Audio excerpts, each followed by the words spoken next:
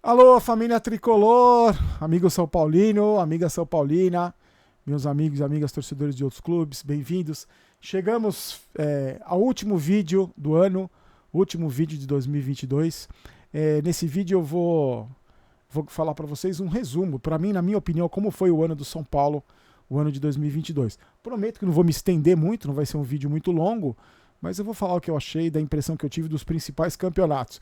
Só quero pedir para você um favor, para você se inscrever no canal, porque se você não for inscrito, mas se você já é inscrito, só dá uma checada se você está inscrito mesmo, porque acontece sempre o YouTube de vez em quando dá essa bugada, ele desinscreve, desativa as notificações, então dá uma checada para mim, por favor, e caso você não seja inscrito, por favor, não perca a chance de se inscrever no canal, e se você quiser, o like não precisa dar agora, deixa para dar like no fim, eu vou tentar lembrar de pedir para você deixar o like no final do vídeo. E aí eu tô gravando esse vídeo na madrugada, agora são exatamente 1h09 da madrugada, você vai ver esse vídeo a partir do meio-dia do sábado, então se alguma coisa aconteceu, se alguma notícia fechou agora no sábado de manhã, você não vai ver nesse vídeo, a gente conversa na segunda-feira. Tem expectativa do Alan Franco, do Mendes, então se acontecer alguma coisa nessa manhã, você não vai ficar sabendo nesse vídeo de hoje. Mas eu queria fazer esse resumo do ano do São Paulo, que para mim foi um ano perdido, praticamente perdido, muito acontecimento ruim e pouca coisa boa, na minha maneira de entender, aconteceu no ano de 2022 para o São Paulo. Antes, só aquele recadinho do OneFootball, melhor aplicativo de futebol para celular, tá no primeiro link da descrição. O OneFootball fica com a gente aí em 2023, pelo menos mais um tempo com a gente, para você se informar, saber das principais notícias do seu clube e acompanhar minuto a minuto dos jogos, aquele esquema que você já sabe. Tá no primeiro link da descrição, não perca tempo, baixe o melhor aplicativo de futebol para celular. Olha só, o ano começou com a expectativa das contratações, né, do São Paulo, que o São Paulo tinha contratado, feito as contratações, aí contratou muita gente, né, nem foi tanta gente assim, mas alguns nomes importantes, e aí a primeira competição do ano, o Campeonato Paulista. Eu me lembro, sinceramente, analisando hoje o Campeonato Paulista, eu acho que o São Paulo começou daquele jeito, né, titubeando. Teve um sábado, no sábado que o Palmeiras perdeu o título do Campeonato Mundial para o Chelsea, no mesmo sábado, o Água Santa venceu um jogo do Campeonato Paulista. Naquele sábado, o São Paulo entrava na zona de rebaixamento do Campeonato Paulista. E aí a gente viu, eu achei que fosse ser um ano desesperador, já que o São Paulo estava na zona de rebaixamento do Campeonato Paulista. E aí, na minha maneira de ver, sempre de acordo com o que eu penso, por isso que eu quero saber a sua opinião, quero muito que você deixe a sua opinião nesse vídeo sobre o ano, teve uma entrevista fundamental do Rogério Ceni, aquela entrevista que ele reclama da água na piscina, aquela entrevista que ele reclama que o jogador vagabundo vai... Não falou vagabundo, eu que falei. Que jogador que vai embora 1h da tarde, que não tem fisioterapia.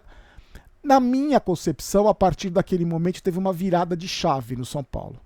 E a partir daquele momento, o time começou a mostrar um pouco mais de vontade e começou a dar sinais, que os jogadores começaram a dar sinal, que eles perceberam que o Rogério Ceni não era qualquer treinador que eles iam queimar, como eles fizeram com tantos outros treinadores, inclusive com o último treinador, com o Crespo. Os jogadores começaram a se coçar no São Paulo, no meio do Campeonato Paulista, um pouco mais para frente da metade, até o final. O São Paulo teve bons resultados em alguns clássicos, eu lembro que eliminou o Corinthians na fase decisiva do campeonato, e no primeiro jogo contra o Palmeiras, no Morumbi, que eu estava lá dentro do gramado, fui convidado pelo YouTube, o São Paulo ganhou por 3-1, estava vencendo por 3-0, conseguiu tomar um gol do Palmeiras no final, que atrapalhou bastante os planos. E eu lembro que eu gravei um vídeo dentro do campo, dentro do Morumbi, no gramado do Morumbi, e falei, estou orgulhoso porque eu acho, já vinha do movimento de crescimento, né? Eu falei, pela partida de hoje, o jogo não tá ganho, o campeonato não tá ganho, jogar lá no Allianz Parque é muito difícil, mas eu tô orgulhoso que pelo menos, depois daquela entrevista do Rogério, o São Paulo está sendo resgatado. Porque o que a gente viu na primeira partida final foi um time guerreiro, um time com vontade de vencer, um time que jogou de igual para igual com o time mais rico do país. A gente viu a vontade dos jogadores que ganharam aquele jogo por 3-1 por merecimento. E eu lembro que eu saí do Morumbi aquele dia, um dos dias mais felizes para mim como torcedor, porque eu achei que o São Paulo estava sendo resgatado por esses caras. Que mesmo que perdesse o título do Campeonato Paulista, não seria humilhado. perderia, porque o resultado podia acontecer, um 3-1 podia acontecer, perder nos pênaltis e tal. Mas o que eu vi no segundo jogo da final, aquela humilhação, para mim uma das maiores humilhações da história do São Paulo, não foi nem a questão dos 4-0, os 4 tapas na cara, foi a bunda molice dos caras numa decisão de campeonato. Mal sabia eu que essa mesma bunda molice ia se repetir meses depois na Argentina com a minha presença no estádio. Mas a Sul-Americana a gente fala daqui a pouco. Depois desse vexame no Campeonato Paulista, essa vergonha no Campeonato Paulista, que eu nunca mais vou esquecer como torcedor, porque para mim o Palmeiras é o maior rival do São Paulo, na minha opinião, pela história que eu tenho com meu pai, da minha família. Depois dessa humilhação, o São Paulo entra no Campeonato Brasileiro, começa a disputar a Sul-Americana e Copa do Brasil, são os campeonatos, o motivo de reclamação do Rogério Ceni, aquela choradeira de muita competição, que a gente foi obrigado a aturar o ano inteiro, porque todos os times disputavam essas mesmas competições, mas só o Rogério Ceni chorava. Só o São Paulo tinha problema, só o São Paulo, os guerreirinhos cansavam. O São Paulo entra no Campeonato Brasileiro, faz uma boa estreia contra o Atlético Paranaense e depois a gente viu, mais uma vez, o São Paulo sendo figura decorativa, meio de tabela, mero coadjuvante no Campeonato Brasileiro. Sendo que até do meio do campeonato para frente, mais uma vez lutava nas últimas posições do campeonato, tentando escapar da zona de rebaixamento. Ah, mas é porque está disputando a Copa do Brasil, os guerreirinhos, eles estão cansadinhos, sempre as mesmas desculpas. No Campeonato Brasileiro, o São Paulo conseguiu perder uma classificação para uma pré-Libertadores, chegando em 9º lugar no Campeonato Brasileiro. 9º lugar. E teve gente que ficou feliz, porque achou que é bacana, uma posição legal, porque o São Paulo não foi rebaixado. O São Paulo teve a Copa do Brasil. A Copa do Brasil chegou até a semifinal.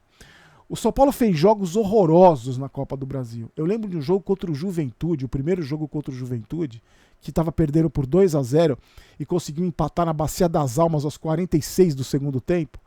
Um dos jogos mais feios da história do São Paulo que eu pude ver como torcedor. Para mim aquele jogo foi um show de horror. Eu tenho pesadelo com aquele jogo até hoje.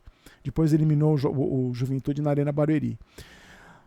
A vitória mais importante, a conquista mais importante da Copa do Brasil, eu acho que você vai concordar comigo, foi aquela disputa de pênaltis contra o Palmeiras, depois de uma vitória por 1-0 no Morumbi, com gol do Patrick, e depois no jogo no Allianz Parque, que os palmeirenses reclamam muito da arbitragem naquele jogo, mas eu discordo completamente, porque naquele jogo, aos 12 minutos, já estava 2-0 para o Palmeiras. O Palmeiras perdeu a oportunidade de ter trucidado o São Paulo exatamente como fez na final do Campeonato Paulista. O Veiga, se faz aquele gol de pênalti, que ele perdeu, que ele isolou a bola, com certeza o Palmeiras teria goleado o São Paulo. Não precisaria chegar no suposto pênalti do Caleri, que para mim foi pênalti, que o juiz não viu, o impedimento, o VAR, não sei. O Palmeiras podia ter eliminado o jogo naquele lance do pênalti e logo na sequência teve o pênalti, o empate e o São Paulo se classificou nos pênaltis. Talvez aquela para o torcedor são paulino tenha sido, olha como a gente comemora migalha, gente. Para alguns torcedores do São Paulo, aquele foi o grande troféu de 2022. Eliminar o Palmeiras numa quartas de final de Copa do Brasil. Você me desculpa, para mim isso é migalha, isso é muito pouco. Você comemorar título e eliminamos um rival nos pênaltis. Você me desculpa. Depois o São Paulo pegou o Flamengo, e aí os 2 jogos contra o Flamengo, perdeu os 2 jogos. No Morumbi foi melhor que o Flamengo fez 3-1, e no Maracanã o Flamengo apenas cumpriu tabela, venceu por 1-0. O São Paulo foi melhor em alguns momentos, na minha maneira de ver. O São Paulo foi melhor durante o primeiro jogo inteiro e teve até no segundo tempo alguns bons momentos. Só que em nenhum momento dos 2 jogos a classificação do Flamengo teve ameaçada. Porque o Flamengo fez um gol logo no começo do primeiro jogo, logo no comecinho, num vacilo absurdo da defesa que só marca com o olho, e depois controlou o jogo. Em nenhum momento a classificação do Flamengo teve ameaçada. O São Paulo foi eliminado na semifinal da Copa do Brasil e pro presidente Júlio Casares são todos heróis, todos maravilhosos. Já tinham sido heróis na final do Campeonato Paulista, que eu fui obrigado a ouvir isso de Rogério Ceni, de Casares, que o time foi longe, os guerreiros, que só tomaram de 4 na final, mas batendo palma pros caras. E como esses mesmos caras bateram palma para um time eliminado na semifinal de Copa do Brasil. Mas, para mim, o grande vexame, a grande vergonha, a grande tristeza ficou para a Sul-Americana. O São Paulo disputou esse torneio, que é uma Série B da Libertadores, não vamos nos iludir, é um prêmio de consolação, é uma Série B da Libertadores, essa Sul-Americana. O São Paulo, na fase de grupo, jogou contra times amadores, um tal de Ayacucho, Pikachu, uns times lazarentos de ruim, tanto que o Rogério colocou até contra o Ayacucho no segundo jogo, jogou com 12 jogadores da base entraram em campo. O São Paulo foi passando de fase, meio que no sufoco, se classificando contra o Ceará nos pênaltis. E aí teve aquele jogo contra o Atlético Goianiense, que o São Paulo foi trucidado em Goiás, naquela expulsão estúpida do bunda mole do Igor Gomes, que quase colocou tudo a perder. No jogo de volta, num jogo dramático, o São Paulo conseguiu passar nos pênaltis, e eu tava no Morumbi, chorei que nem criança, num jogo de Sul-Americana, em virtude também de tudo que eu estava passando no momento, por causa da saúde da minha esposa. Chorei, não tenho nenhuma vergonha de me emocionar com o São Paulo, até porque eu já chorei em 3 títulos de Libertadores, já chorei em 3 títulos de Mundial, então eu não tenho problema nenhum de chorar. O São Paulo se classificou para a final contra um time sem nenhuma tradição no continente, que é o Independente Del Valle. Um jogo na Argentina, com uma estrutura horrorosa para o torcedor, que vendeu carro, que vendeu apartamento, que se endividou para os próximos 10 anos para pagar essa viagem. E o São Paulo fez para mim um dos jogos mais vergonhosos da história. Quanto mais você falar em disputar uma final de campeonato. Eu estava lá, eu vi. Foi um dos dias mais tristes da minha vida como São Paulino, não por ter perdido o título, porque a gente já perdeu títulos muito mais importantes, né? A gente já perdeu um título de Libertadores dentro do Morumbi, a gente já perdemos Copa do Brasil tomando gols 47, a gente já teve vitórias doloridas, mas humilhantes como a maneira que o São Paulo jogou aquela final de Sul-Americana, até hoje está engasgada aqui.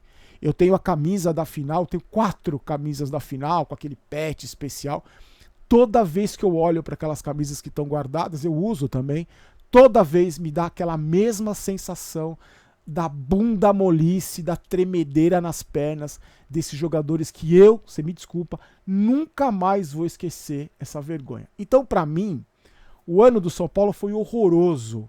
O ano do São Paulo, para mim, teve algumas migalhas que eu não vou me contentar como torcedor do São Paulo, que já viu esse time ser tricampeão da América e ser tricampeão do mundo. Eu não vou bater palma por ganhar clássico, eu não vou bater palma por chegar em final, eu não vou bater palma por migalha, porque eu não sou torcedor acostumado com migalha. Fatos positivos, eu não vejo muito fato positivo. O São Paulo teve alguns bons momentos durante as competições, pouquíssimos jogos que valeram a pena, que deu prazer para você assistir o São Paulo. A gente teve, por exemplo, esse uniforme aqui, que foi um dos mais bonitos que o São Paulo lançou, que a Adidas lançou, que você não conseguia comprar, porque não tem para vender. O torcedor do São Paulo, mais uma vez, foi maltratado e ele sim foi o fator positivo. Eu não tenho nenhum motivo para fazer média aqui, porque eu me incluo nesses torcedores. Eu também sou torcedor do São Paulo. Então eu também estou de parabéns, porque eu também ajudei a carregar esse time nas costas em 2022, como a gente tem feito nos últimos anos. Então, para mim, o fator positivo foi sim o torcedor do São Paulo, que mais uma vez fez a parte dele e mais uma vez foi maltratado por diretoria, conselheiro, jogador, comissão técnica e tantos incompetentes que infelizmente ainda habitam os lados do São Paulo, do Morumbi e do CT da Barra Funda. Nossa, ficou grande o vídeo. Quero saber a sua opinião. E antes de encerrar o ano, já desejando para você um 2023 maravilhoso, para você, para as pessoas que você gosta, muita saúde, que eu descobri esse ano, já sabia, mas tive a certeza que é o que existe de mais importante, porque você tendo saúde, o resto você vai atrás e você tem a força de Deus para ajudar a conquistar. Quero desejar para você, acima de tudo, muita saúde, que você e as pessoas que você gosta, todos tenham muita força física, mental, espiritual, saúde em todos os sentidos para você enfrentar o ano de 2023. E quero mais uma vez agradecer a cada um de vocês que esteve aqui durante esse ano. Peço a compreensão por eventuais exageros, porque a gente é torcedor, a gente se emociona e vive esse clube com toda a intensidade do mundo. Quero agradecer toda a energia positiva que você mandou para mim durante todo esse segundo semestre pelo tratamento do câncer da minha esposa. Quero agradecer a companhia de todos vocês, de todo mundo que eu conversei esse ano, de todas as pessoas que a gente conversou nas redes sociais, que cruzaram comigo na rua. Eu não tenho palavras para agradecer a nossa parceria, o orgulho que eu tenho de vocês estarem aqui comigo. Então, antes que eu comece a chorar e fique emocionado aqui, eu quero muito agradecer a você e pode contar comigo, porque no ano que vem a gente vai estar aqui de novo. A partir de segunda-feira já são 2 vídeos por dia, de novo. A gente retoma, no dia 4 tem Copinha, no dia 15 tem Campeonato Paulista, e eu vou continuar fazendo o que eu acho que eu faço de importante para a instituição São Paulo Futebol Clube, que é o sentimento que eu tenho para essa instituição acima de qualquer coisa, e eu como torcedor vou estar aqui. Se você quiser ficar comigo, mais do que nunca você é meu convidado. Fiquem com Deus, um ótimo 2023, a gente se encontra segunda-feira, e mais do que nunca aqui não é Vai São Paulo, aqui é Vamos São Paulo, e eu não quero ter razão, quero ser campeão. Forte abraço.